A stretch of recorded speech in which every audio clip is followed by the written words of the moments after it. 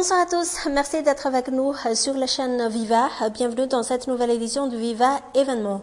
Voici les principaux titres. La sécurité sur la RN7, les voyageurs prennent plus de précautions. En route, les chauffeurs réglementent de plus en plus les armes.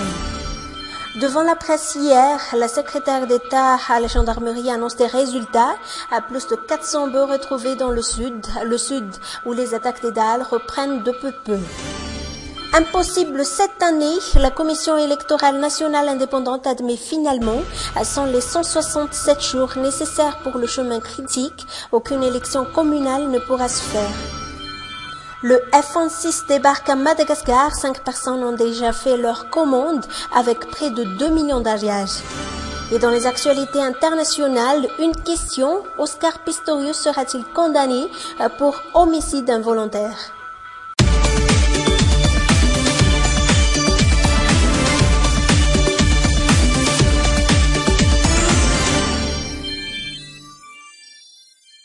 Mais tout d'abord, parlons de vacances. La période des grandes vacances prend fin pour beaucoup. Si la rentrée scolaire a déjà frappé à la porte pour certains, pour d'autres, les vacances ne se terminent que ce week-end.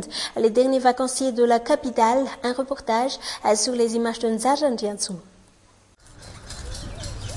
Symbole du parc zoologique et botanique de Timbazaz, ces lémuriens font l'attraction des tout-petits.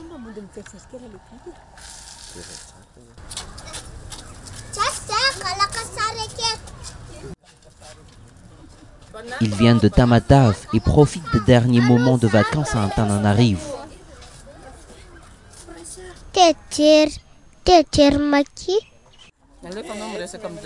Visiter, mais aussi apprendre. Je les ai emmenés ici afin qu'ils découvrent les différentes sortes d'animaux qu'ils n'ont pas encore vus à Timbazaz.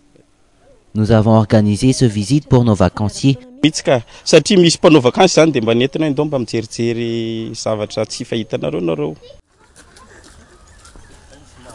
Un peu plus loin, des enfants venant d'Anzuzorbe, c'est la première fois qu'ils visitent le parc. J'aime voir ce qu'il y a ici. Et qu'est-ce qu'il y a ici? Différents animaux?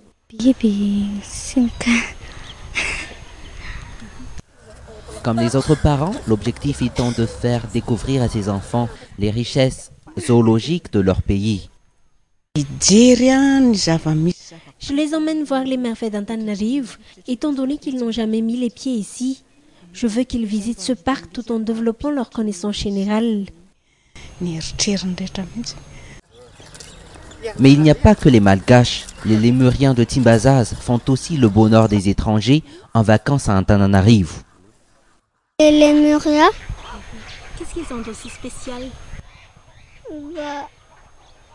ils sont beaux. Est-ce que c'est la première fois que tu vois des lémuriens? Oui. Bon, pour regarder un peu les animaux, voir surtout les lémuriens, on n'a pas l'habitude d'en voir, donc moi je suis de la Belgique, donc voilà.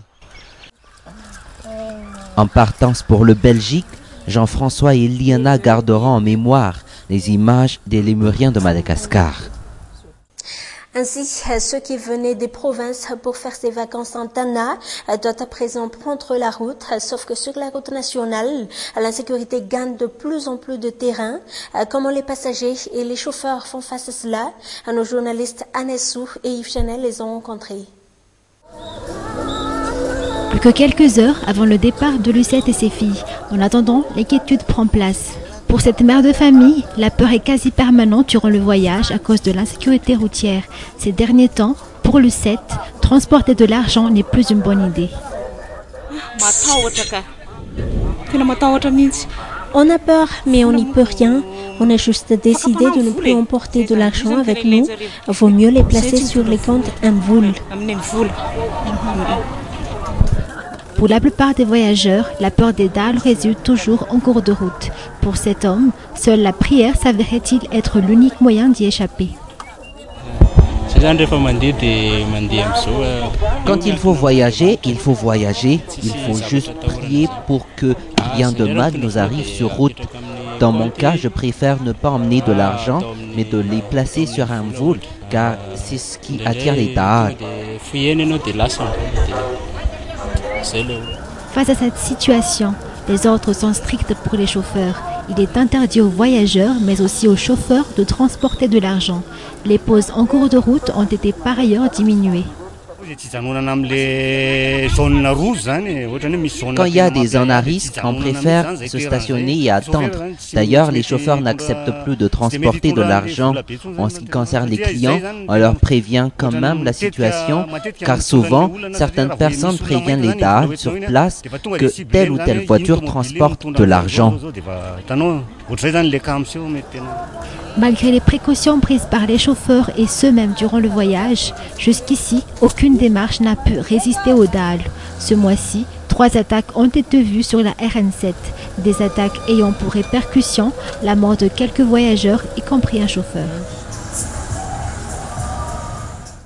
Et quand on parle de sécurité, sachez que la gendarmerie nationale multiplie les contrôles des troupeaux de bœufs à destination de la capitale. Récemment, les éléments de la gendarmerie retrouvent 800 bœufs à destination d'Antananarive et une 50aine de fiches individuelles de bovidés signées à blanc par des vétérinaires et des secrétaires administratifs. Page politique à présent, la résolution y est sans appel. La CENIT ne pourra pas organiser techniquement les élections communales cette année, même confirmées à leur place par le chef de l'État. L'équipe de Béatrice Attala ne pourra pas techniquement y procéder. Elles ont besoin de plus de 167 jours. Touvra Koudnavoud sur les images diffusionnelles. Il est très difficile techniquement de réaliser les élections communales cette année.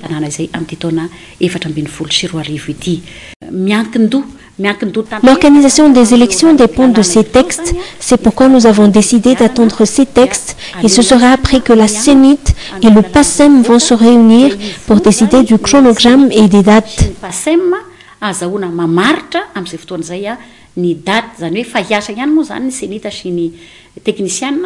Aussi donc, le chef de l'État ne pourra pas compter sur le Sénat pour mettre en place la Haute Cour de justice, une juridiction spéciale que la Constitution prévoit pour juger le président de la République et les chefs d'institution. Le débat est relancé par la CEFAFI, l'Observatoire de la vie publique.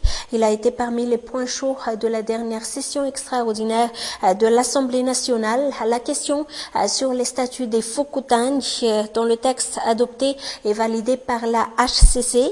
Ils ne sont ni un organe décentralisé, ni un démembrement territorial de l'État. Anessou. Pilier de la société malgache selon la Constitution, le Fuktan n'est pas une structure décentralisée et même pas un démembrement des organes étatiques.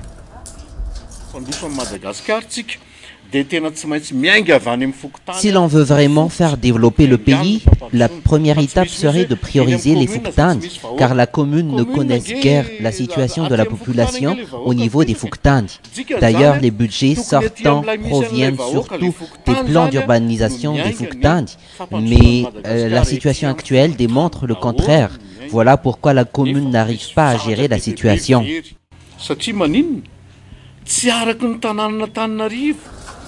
Les Fuktan se regroupent pour donner une commune, stipule l'article 10 de la loi organique sur la décentralisation, une loi qui octroie un pouvoir d'organisation des Fuktan aux maires. L'État subventionne la commune et c'est la commune qui décide de partager avec les Fuktan. C'est ce qu'on appelle la décentralisation effective, c'est-à-dire le transfert des compétences et le transfert des ressources. Alors que les chefs Fuktan sont nommés par le chef de district, ils reçoivent également les consignes du maire ou de ses délégués, dans le cas de la commune urbaine d'Antananarive. Continuer à nommer les chefs Fuktan ou procéder à leur élection. Qu'en pensent les simples citoyens?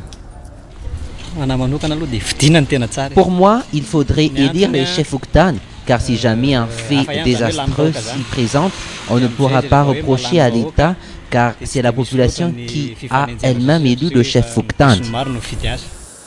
Source de débat à l'Assemblée nationale durant la dernière session extraordinaire, le statut des Fuktan fait aujourd'hui l'objet d'études par le ministère de l'Intérieur.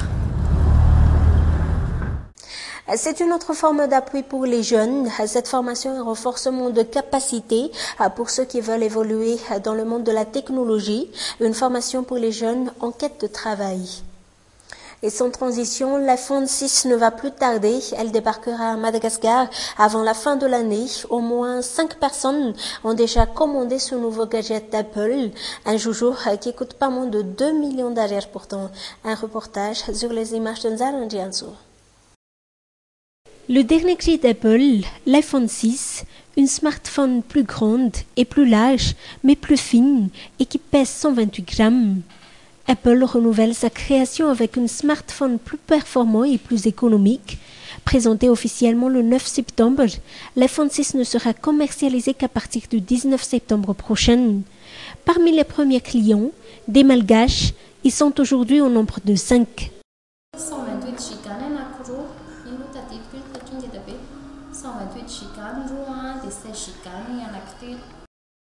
Pour un iPhone 6, 16 Go, 2 Malgaches sont aujourd'hui prêts à débourser 2 622 000 arières et 3 autres pour un iPhone 6 128 Go qu'ils vont payer avec 3 378 700 arières, des prix normaux par rapport au prix du lancement.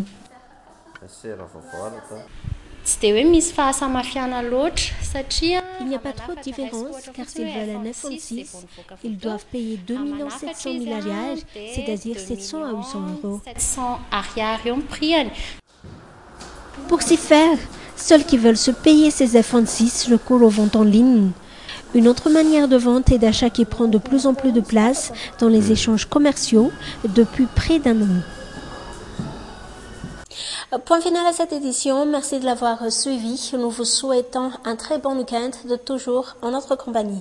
Au revoir.